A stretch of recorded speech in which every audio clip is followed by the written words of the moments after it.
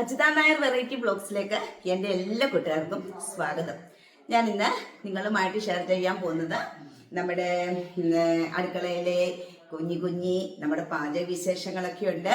കുറച്ച് കേട്ടോ, നിങ്ങളെ ബോറടിപ്പിക്കുന്ന രീതിയിലുള്ള പാചക വിശേഷങ്ങളൊന്നും തന്നെ ഇല്ല. അതുണ്ട്. അതിപ്പോ ഒന്നാമത്തെ കണ്ടന്റ്. രണ്ടാമത്തെ കണ്ടന്റ് എന്താന്ന് പറഞ്ഞാൽ അതിനകത്ത് നമ്മുടെ കരിമംഗല്യം തന്നെയാണ്. കരിമംഗല്യത്തിന്റെ കുറേ ടിപ്സ് ഞാൻ ഇട്ടിട്ടുണ്ടായിരുന്നു. അപ്പം അതിനകത്ത് 2-3 പേര്, ഞാൻ പേര് ഓർക്കുന്നില്ല, അതിനകത്ത് 2-3 പേര് എൻ്റെ അടുത്ത് പറഞ്ഞു, ചേച്ചി നല്ല എഫക്റ്റ് ആയിരുന്നു, എൻ്റെ മുഖത്തെ ഫുള്ള് കരിമംഗല്യം പോയി എന്നും പറഞ്ഞിട്ട് എനിക്ക് കമന്റ് ഇട്ടിട്ടുണ്ടായിരുന്നു. അത് വായിച്ചപ്പോഴത്തേക്കുണ്ടല്ലോ എനിക്ക് എന്തെന്നില്ലാത്ത സന്തോഷമാണ്, പറഞ്ഞറിയിക്കാൻ പറ്റാത്തൊരു സന്തോഷമാണ് കിട്ടിയത്. അപ്പൊ അത് ഞാൻ കുറേ ടിപ്സ് ഇട്ടു. അപ്പൊ ഇന്ന് വേറൊരെണ്ണാണ് ഇടുന്നത്. അപ്പൊ എന്തൊക്കെ ചെയ്തിട്ട് മാറുന്നില്ല എന്ന് പറയുന്നവർക്ക് വേണ്ടിയിട്ടുള്ളതാണ് ഇന്ന് ചെയ്യാൻ പോകുന്ന നമ്മുടെ കരിമംഗല്യത്തിന്റെ പായ്ക്ക്. അപ്പം ഇന്നത്തെ വീഡിയോയിൽ ഇതൊക്കെയാണ് ഞാൻ ഉൾപ്പെടുത്തിയിരിക്കുന്നത്. അപ്പൊ വീഡിയോയിലോട്ട് പോകുന്നതിന് മുന്നേ എന്റെ ചാനൽ പുതിയതായി കാണുന്ന കൂട്ടുകാരെല്ലാവരും തന്നെ ഒന്ന് സബ്സ്ക്രൈബ് ചെയ്യണം, അതുപോലെ ലൈക്ക് ചെയ്യണം, കമന്റ് ചെയ്യണം, ഷെയർ ചെയ്യണം, എല്ലാവരും എന്നെ സപ്പോർട്ട് ചെയ്യണം. അപ്പൊ നമുക്ക് ഇന്നത്തെ വിശേഷങ്ങൾ എന്തെല്ലാമാണെന്ന് നമുക്കൊന്ന് കണ്ടു നോക്കാം. അപ്പൊ രാവിലെ പുട്ടും കടലയാണ്. കടല വേവിച്ചൊക്കെ വെച്ചിട്ടേ ഉള്ളൂ. കടലക്കറി ഇതുവരെ ആയിട്ടില്ല. മണി 8:30 നേരത്തേക്ക് എഴുന്നേറ്റ് കേട്ടോ, പണിക്കാരുള്ളതുകൊണ്ട്. പിന്നെ അവരുടെ പുറകെ ഇങ്ങനെ ഓരോന്നും നോക്കി നടന്ന്, പിന്നെ അവരോരോന്നും ചോദിക്കത്തില്ല, അങ്ങനെയൊക്കെ നടന്ന് സമയം പോയി. അപ്പം നമുക്ക് അരിപ്പുട്ടുണ്ട്, ഗോതമ്പ് പുട്ടുമുണ്ട്, രണ്ടും ഉണ്ട്. അവർ ചേട്ടന് ഗോതമ്പ് പുട്ട് മതി എന്ന് പറഞ്ഞു, എനിക്ക് അരിപ്പുട്ടാണ്. ഇപ്പോൾ കുക്കറിനകത്ത് വെള്ളമൊക്കെ ചൂട് തിളയ്ക്കാനൊക്കെ വെച്ചിട്ടുണ്ട്. കുക്കറിന് വെളി വെച്ചുണ്ടാക്കാമെന്ന് വെച്ച് മറ്റേ നമ്മുടെ പുട്ടുകുറ്റി, ചെറിയ പുട്ടുകുറ്റിയില്ലേ, ഇതിലാണ് ഉണ്ടാക്കുന്നത്. അപ്പം ഞാൻ ഈ പുട്ടും കടലക്കറിയൊക്കെ ഒന്ന് റെഡിയാക്കട്ടെ കേട്ടോ.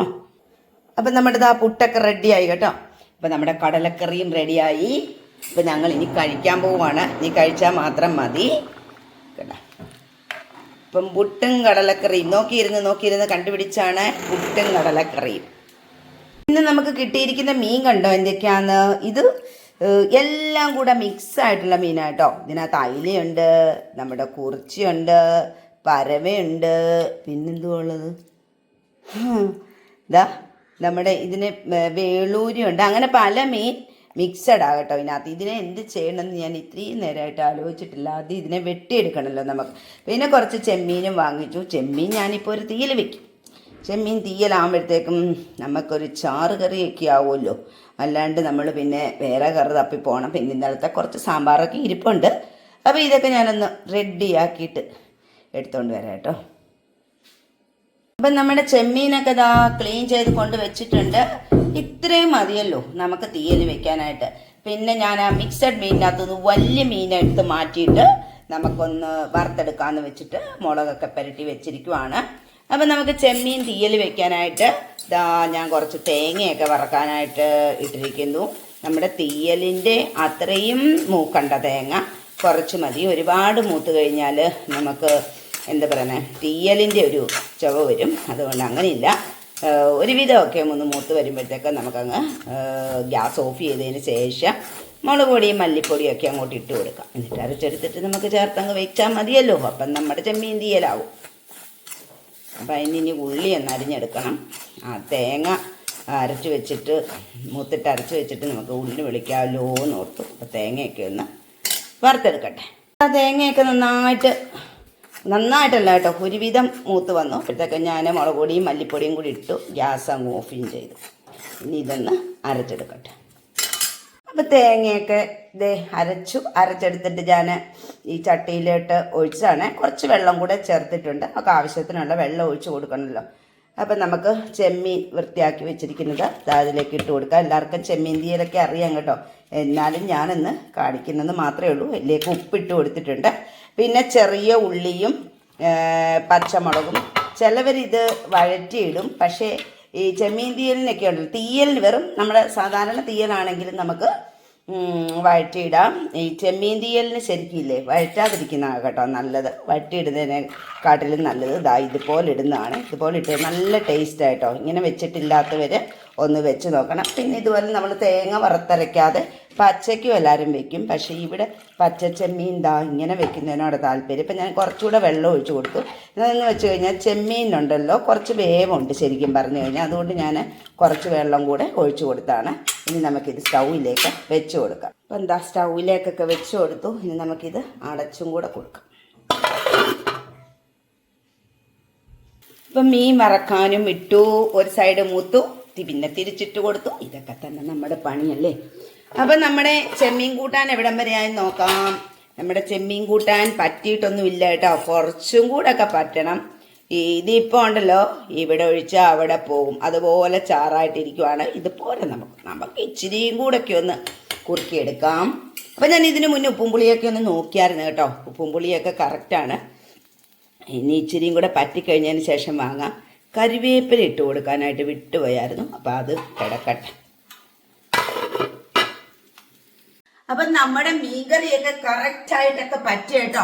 അപ്പം മീൻകറിയൊക്കെ സ്റ്റൗവിൽ വെച്ചിട്ട് ഞാൻ അങ്ങ് നീരാട്ടിന് പോയി. നീരാട്ടിനൊക്കെ പോയിട്ട് വന്നപ്പോഴത്തേക്കും നമ്മുടെ മീൻകറിയൊക്കെ നല്ല കറക്റ്റായിട്ട് പറ്റിയൊക്കെ ഇരിപ്പുണ്ട് കേട്ടോ. നമ്മുടെ ചെമ്മീൻ തീയൽ റെഡിയായിട്ടുണ്ട്. നമ്മുടെ മീൻ വറുത്തതും ഒക്കെ റെഡിയായി. അപ്പം എൻ്റെ ഉച്ചവരത്തെ പരിപാടികളൊക്കെ കഴിഞ്ഞു കേട്ടോ. ഇനി അടുത്ത പരിപാടിയിലേക്ക് നമുക്ക് പോകാം. അത് നിങ്ങൾക്ക് വളരെ യൂസ്ഫുള്ളായിട്ടുള്ളൊരു കാര്യമാണ്. നമുക്കിനി അങ്ങോട്ടേക്ക് പോകാം അല്ലേ. അപ്പം നമുക്ക് എന്തൊക്കെ സാധനങ്ങളാണ് ഇതിന് വേണ്ടതെന്ന് നോക്കാം. ഞാൻ പറഞ്ഞല്ലോ, ഞാൻ നിങ്ങളുടെ അടുത്ത് നേരത്തെ പറഞ്ഞു തന്നിട്ടുണ്ട്. അപ്പൊ ഇപ്പൊ പുതിയ കൂട്ടുകാർ ഒരുപാട് പേരുണ്ട്, അവർക്ക് അറിയത്തില്ലായിരിക്കും. അപ്പൊ എന്റെ മുഖം നിറച്ചുണ്ടായിരുന്നു കേട്ടോ. എന്റെ മുഖം നിറച്ചുണ്ടായിരുന്ന ഒരു സമയം ഉണ്ടായിരുന്നു. അപ്പൊ ഞാൻ ചെയ്ത പാക്കൊക്കെ ഞാൻ ഇട്ടിട്ടുണ്ട്. ഇനിയും പോകുന്നില്ല എന്ന് പറയുന്നവർക്ക് വേണ്ടിയാണ് ഈ പാക്ക്. ശരിയാണ്, നമ്മൾ വെളിയിലോട്ടൊക്കെ ഇറങ്ങുമ്പോഴത്തേക്കും ഒരുപാട് നമ്മൾ ബുദ്ധിമുട്ടുന്നുണ്ട്. കുറേ പേരൊക്കെ ചിലവരൊന്നും ചോദിക്കത്തില്ല കേട്ടോ, മിക്കവരും തന്നെ ചോദിക്കുന്നതാണ്. കാരണം ചോദിച്ചാലല്ലേ നമ്മുടെ മനസ്സ് വേദന എടുക്കത്തുള്ളൂ. അങ്ങനെ മനസ്സ് വേദനിപ്പിക്കുന്ന കുറെ ആൾക്കാരുണ്ടല്ലോ, പറഞ്ഞിട്ട് കാര്യമൊന്നുമില്ല, അവരൊക്കെ അങ്ങനെയൊക്കെ തന്നെ. അപ്പം നമ്മൾ എന്താ ചെയ്യണ്ടേ? നമ്മൾ സ്റ്റേണ്ടായിട്ട് നിന്ന് ഉത്തരം കൊടുക്കുക ചെയ്യേണ്ടത്. ഞാനും കുറെ അനുഭവിച്ചിട്ടുണ്ട്, അതുകൊണ്ടാണ് ഞാൻ പറഞ്ഞത്. ഇനി ഞാൻ കൂടുതൽ വലിച്ചു നീട്ടുന്നില്ല. അപ്പം നമുക്ക് കാര്യത്തിലേക്ക് കിടക്കാം. എന്താന്ന് വെച്ച് കഴിഞ്ഞാൽ ആദ്യത്തെ 3 എണ്ണം ഞാൻ പറഞ്ഞു തരാം. അപ്പോൾ ഓരോ ഭാഗങ്ങളിൽ വരുന്നതിന്റെ കാര്യമാണ് പറയുന്നത്. ഇതിപ്പോ ഞാൻ പറയുന്നത് കവിളത്ത് വരുന്നതിന്റെ കാര്യം. ചിലവർക്ക് കവിളത്തായിരിക്കും, ചിലവർക്ക് മൂക്കിലായിരിക്കും, ചിലവർക്ക് ഇവിടെ ആയിരിക്കും. അങ്ങനെ പല ഭാഗങ്ങളിലായിട്ട് വരാം നമ്മുടെ ഫേസിന്റെ. അപ്പൊ ഞാൻ നേരത്തെ പറഞ്ഞിട്ടുണ്ട്, വെയില് കൊള്ളുന്ന മൂലം വരാം, ടെൻഷൻ മൂലം വരാം, പിന്നെ നമ്മള് സ്റ്റിറോയിഡ് മരുന്നുകളുടെ ഉപയോഗം മൂലം വരാം. അങ്ങനെ പല തരത്തിൽ ഹോർമോൺ ചേഞ്ചസ്, അങ്ങനെയുള്ള പല കാരണങ്ങൾ കൊണ്ട് നമുക്ക് ഈ കരിമംഗല്യം വരാം. അപ്പൊ ഞാൻ 3 കാര്യങ്ങൾ ഇവിടെ പറഞ്ഞു തരാം. അതിൽ ഒന്നാമത്തെ കാര്യം, നമ്മുടെ ഫേസിൽ ഈ കവിളിൽ വരുമല്ലോ, കവിളിൽ വരുന്നതിന് ഞാൻ പറഞ്ഞുതരാം, ശ്രദ്ധിച്ച് കേൾക്കണം. നമ്മുടെ ജാതിക്കകത്തെ കുരു, അതെല്ലാം നമ്മൾ ഇങ്ങനെ ഉരച്ചെടുത്ത് നമ്മുടെ ഗ്യാസിനും ഒക്കെ ഉപയോഗിക്കും. ജാതിക്കയുടെ എല്ലാം ഉപയോഗിക്കാം. പ്രത്യേകിച്ച് നമ്മൾ എടുക്കുമ്പോൾ ജാതിക്കയുടെ കുരു, ആ തോട് പൊട്ടിച്ച് അകത്തൊരു തോട്, ആ വെളിയിലത്തെ തോട് പൊട്ടിക്കുമ്പോഴത്തേക്കും അകത്ത് കുരു ഇരിക്കും അല്ലെ, ജാതിപത്രിയൊക്കെ ആയിട്ട് ചുമന്ന കളറില്. അതിനകത്ത് അത് പൊട്ടിച്ച് കളയണം. ആ കട്ടിയുള്ള ഭാഗം തോട് പൊട്ടിച്ച് കളഞ്ഞിട്ട് അതിനകത്തൊരു കുരു ഉണ്ട്. ആ കുരുവിന്റെ കാര്യമാണ് ഞാൻ പറയുന്നത്. ആ കുരു ഉണങ്ങിയ കുരു, എന്നിട്ട് അതിനെ നമ്മൾ പൊടിച്ചെടുക്കണം. ആ കുരു നമ്മൾ പൊടിച്ച്, അത് വലിയ പാടൊന്നുമില്ല, കുരു നന്നായിട്ട് പെട്ടെന്ന് പൊടിയുന്നതാണ്. ആ കുരു നമ്മൾ പൊടിച്ച് നമ്മുടെ കല്ലിന്റെ അറ്റത്തോ അരകല്ലിന്റെ അറ്റത്തോ ഒക്കെ വെച്ച് പൊടിച്ചെടുക്കാം. മിക്സിയിൽ ഇട്ട് കഴിഞ്ഞാൽ അത്ര പൊടിവെന്ന് എനിക്ക് തോന്നുന്നില്ല കേട്ടോ. അതുകൊണ്ടാണ് ഞാൻ പറഞ്ഞത്, നിങ്ങൾക്ക് എങ്ങനെ വേണേലും അതിനെ പൊടിച്ചെടുക്കാം. അതിനെ പൊടിച്ചെടുത്തിട്ട് ഒരു 1/4 സ്പൂണ് കാണണം, 1/4 സ്പൂണ്. എന്നിട്ട് അതിനകത്തേക്ക് 1 സ്പൂൺ നമ്മുടെ പച്ചപ്പാല് നന്നായിട്ട് മിക്സ് ചെയ്യുക. 1/4 സ്പൂൺ ജാതിക്കാക്കുരു പൊടിച്ചതും 1 സ്പൂൺ പച്ചപ്പാലൂടെ മിക്സ് ചെയ്യുക. മിക്സ് ചെയ്തിട്ട് നമ്മുടെ മുഖത്ത് ഇടാവുന്ന പരുവം. അപ്പൊ മുഖത്ത് ഇടാവുന്ന പരുവത്തിൽ നമ്മുടെ ഈ കവിളിൽ വരുന്നതിന്റെ കാര്യമാണ് പറയുന്നത്. നമ്മുടെ ഈ കവിളില് ഇപ്പൊ ഇവിടെ ആണെങ്കിൽ അത് ഇവിടെ ഇട്ടിട്ട് ഇവിടെ ഇട്ട് കൊടുക്കുക. അത് നന്നായിട്ട് മിക്സ്, പാലും ജാതിക്കാക്കുരു പൊടിച്ചും കൂടെ മിക്സ് ചെയ്തിട്ട് നമ്മുടെ ഇവിടെയാണോ ഉള്ളതെങ്കിൽ അത് ഇവിടെ ഇങ്ങനെ ഇട്ട് കൊടുത്തിട്ട് നന്നായിട്ട് ഇങ്ങനെ ഒന്ന് നമ്മൾ മസാജ് ചെയ്ത് കൊടുക്കുക. കണ്ട, ഇങ്ങനെ ഇട്ട് കൊടുത്തിട്ട് നന്നായിട്ട് അതിനെ ഒന്ന് നമ്മൾ ഇതുപോലെ മസാജ് ചെയ്ത് കൊടുക്കുക. ഇവിടെ ഉണ്ടെങ്കിൽ അവിടെ ഇട്ടിട്ട് നന്നായിട്ട് മസാജ് ചെയ്ത് കൊടുക്കുക. കരിമംഗല്യം ഉള്ള ഭാഗത്ത് മാത്രമേ പുരട്ടാവുള്ളൂ, വേറെ മുഖത്തിന്റെ ഒരു ഭാഗത്തും അത് പുരട്ടാനായിട്ട് പാടില്ല. അപ്പൊ നമ്മൾ എവിടം വരെയാ പറഞ്ഞത്? അപ്പൊ ഞാൻ പറഞ്ഞല്ലോ, ഇവിടെ പണിക്കാരുണ്ട്. അപ്പൊ അവര് വെള്ളം ചോദിച്ചാണ്, നമ്മുടെ മറ്റേ ബംഗാളീസ് അവരാണ്. അവർ അവർ ഇപ്പൊ 2-3 ദിവസം ഇവിടെ നിന്ന് എനിക്ക് ഹിന്ദി കുറച്ചൊക്കെ അറിയാം. ഇപ്പൊ പൂർണ്ണമായിട്ടും പഠിക്കാൻ പറ്റും കേട്ടോ ഇവരോട് സംസാരിച്ച്. അതൊക്കെ പോട്ടെ, ഞാൻ എവിടം വരെയാ പറഞ്ഞേ. അപ്പം നമ്മുടെ ഈ കരിമംഗല്യം ഉള്ള ഭാഗത്ത് മാത്രമേ ഇടൂ. വെട്ടം കുറവാന്ന് തോന്നുന്നല്ലേ, 1 മിനിറ്റ് നോക്കട്ടെ. അപ്പൊ അതെടുത്തിട്ട് നമ്മുടെ ഈ കരിമംഗല്യം ഉള്ള ഭാഗത്ത് മാത്രമേ ഇടാവുള്ളൂ. പിന്നെ അജിത ചേച്ചി പറഞ്ഞു എന്ന് പറഞ്ഞ് ഇവിടെ കൂട്ട് വെച്ചേക്കരുത് കേട്ടോ. ആ പാടുള്ള ഭാഗത്ത് മാത്രം ഇടുക. പ്രത്യേകം ശ്രദ്ധിക്കുക.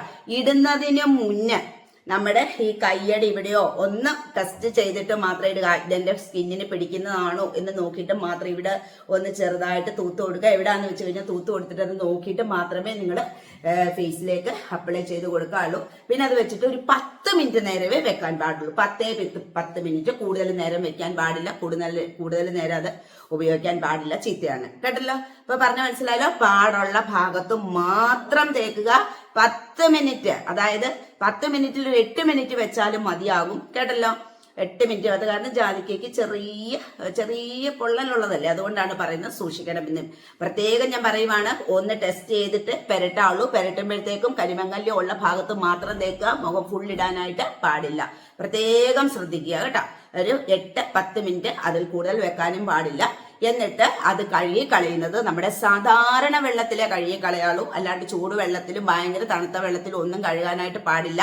ചെറിയ ചൂടുള്ള വെള്ളം നോർമൽ വാട്ടറിൽ മാത്രമേ കഴുകാവുള്ളൂ. ചെറിയ ചൂടുവെള്ളത്തിലും പച്ചവെള്ളത്തിലും ഒന്നും കഴുകേണ്ട ആവശ്യമില്ല. നമ്മുടെ വെറുതെ പൈപ്പ് വെള്ളത്തിൽ കഴുകി കളയുക.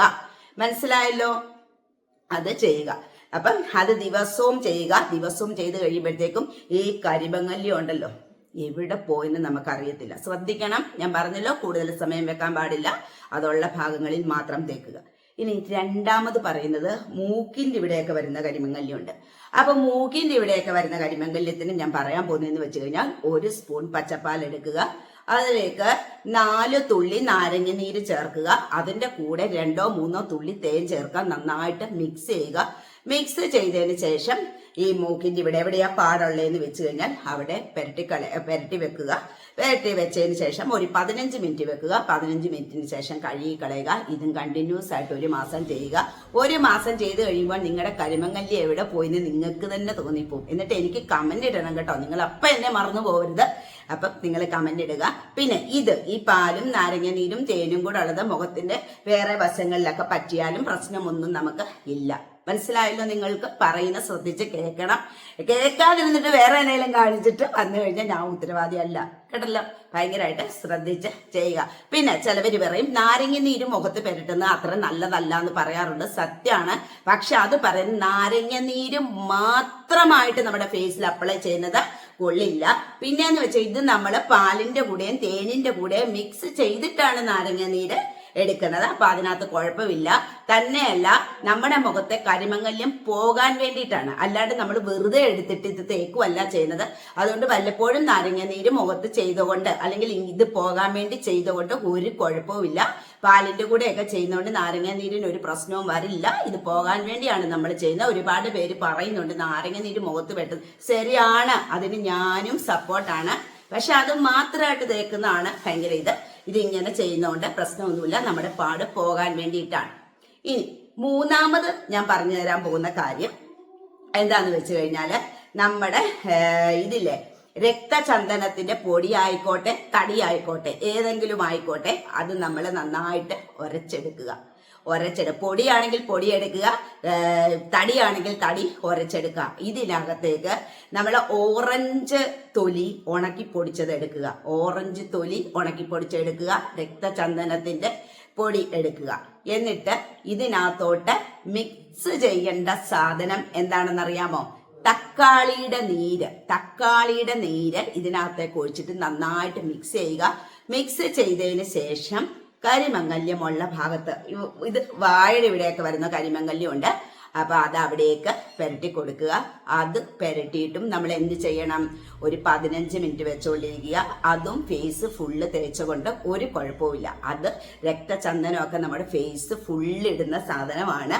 രക്തചന്ദനത്തിന്റെ പൊടിയും ഓറഞ്ച് തൊലി ഉണങ്ങി പൊടിച്ചതും പിന്നെ ഈ തക്കാളി നീരും ഇതെല്ലാം ഫുള്ള് ഫേസിലിട്ടാലും ഒരു കുഴപ്പവുമില്ല. മനസ്സിലായല്ലോ? എല്ലാരും കേട്ടല്ലോ? അപ്പൊ ഈ 3 കാര്യങ്ങളാണ് കരിമംഗല്യം പോകാൻ ഞാൻ പറഞ്ഞിരുന്നത്. ഇത് കണ്ടിന്യൂസ് ആയിട്ട് ഉപയോഗിക്കണം. ഒരു ദിവസം ഉപയോഗിച്ച് അല്ലെങ്കിൽ ഒരാഴ്ച ഉപയോഗിച്ചിട്ട് അയ്യോ എൻ്റെ കരിമംഗല്യം പോകുന്നില്ല, ഇവര് പറയുന്ന മുഴുവൻ വെറുതെയാ എന്ന് അങ്ങനെ പറയരുത്. എല്ലാവരും നോക്കിയിട്ട് മാത്രം, പരിശോധിച്ചിട്ട് മാത്രം നിങ്ങൾ ചെയ്യുക. ഈ മൂന്നിൽ ഏത് ചെയ്താലും നിങ്ങളുടെ സ്കിന്നിന് പിടിക്കുന്നുണ്ടോ എന്ന് നോക്കിയിട്ട് മാത്രമേ ചെയ്യാവുള്ളൂ. കൈയുടെ ഇവിടെ ഒന്ന് തേച്ച് നോക്കിയിട്ട് മാത്രമേ ചെയ്യാവുള്ളൂ. അപ്പൊ ഈ 3 കാര്യങ്ങൾ പറഞ്ഞെന്ന് വെച്ച് കഴിഞ്ഞാൽ നിങ്ങളുടെ സ്കിന്നിന് ഏതാണ് ഏറ്റവും നല്ലത് എന്ന് വെച്ച് കഴിഞ്ഞാൽ അത് തെരഞ്ഞെടുത്ത് ചെയ്യുക. ഏത് തെരഞ്ഞെടുത്താലും 1 മാസം ചെയ്യുക.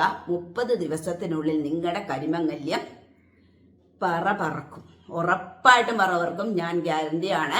ഞാൻ പറഞ്ഞിട്ടുണ്ടല്ലോ, എൻ്റെ ഫേസ് നിറച്ചുണ്ടായിരുന്നു. നിങ്ങൾ എൻ്റെ ഫേസ് കണ്ടു കഴിഞ്ഞാൽ കാർക്കിച്ച് തുപ്പും. അതുപോലായിരുന്നു എൻ്റെ ഫേസ്. മനസ്സിലായല്ലോ? അപ്പൊ ഞാൻ ഇതുപോലത്തെ കാര്യങ്ങളൊക്കെ ചെയ്താണ് എൻ്റെ ഫേസിലേക്ക് മാറ്റിയത് കേട്ടോ. ഇപ്പൊ ശരിക്കും മാറിയെന്ന് പറയാം. എന്നാലും നെഗറ്റീവ് പറയുന്ന കാര്യം ഞാൻ പറഞ്ഞുതരാം. ഉയ്യോ സൂക്ഷിച്ചു നോക്കിയാൽ നിങ്ങളുടെ മുഖത്തും ഉണ്ടല്ലോ എന്ന്. എനിക്കിപ്പോ അങ്ങനെ ഇല്ലാന്ന് തന്നെ എനിക്ക് പറയാം കേട്ടോ. പിന്നെ ഇനി നിങ്ങൾ നോക്കുമ്പോ എനിക്കറിയത്തില്ല. ഞാൻ എൻ്റെ ഫേസിൽ നോക്കിയിട്ടൊന്നും കാണുന്നൊന്നുമില്ല കേട്ടോ. അതുപോലെ ഞാൻ വിഷമിച്ച ആളാണ്. അപ്പൊ അപ്പൊ നിങ്ങൾക്കെല്ലാം മനസ്സിലായല്ലോ. ഞാൻ പറഞ്ഞ കാര്യം കറക്റ്റായിട്ട് ചെയ്യുക, അതുപോലെ തന്നെ ചെയ്യണം കേട്ടോ. എല്ലാവരും അതുപോലെ തന്നെ ചെയ്യുക. അപ്പം വേറെ എന്താ നിങ്ങളോട് പറയാനുള്ളത്? വേറെ വിശേഷങ്ങളൊന്നും തന്നെ ഇല്ല. അപ്പൊ ഇന്നത്തെ വീഡിയോ ഞാൻ ഇവിടെ വെച്ച് വൈൻഡപ്പ് ചെയ്യാണ്. അപ്പൊ എല്ലാവർക്കും ഇന്നത്തെ വീഡിയോ ഇഷ്ടമായെങ്കിൽ, ഇഷ്ടമാകുന്നവര്, മനസ്സിലായോ, പുതിയതായിട്ട് കാണുന്നവര് ചാനല് സബ്സ്ക്രൈബ് ചെയ്യണം. സബ്സ്ക്രൈബ് ചെയ്തിട്ട് വേണം കാണാനായിട്ട്. അതുപോലെ ലൈക്ക് ചെയ്യണം, കമന്റ് ചെയ്യണം, ഷെയർ ചെയ്യണം. എല്ലാവരും എന്നെ സപ്പോർട്ട് ചെയ്യണം. അപ്പൊ നാളെ വേറൊരു വീഡിയോ ആയിട്ട് വരുന്നിടം വരെ എല്ലാവർക്കും ബൈ.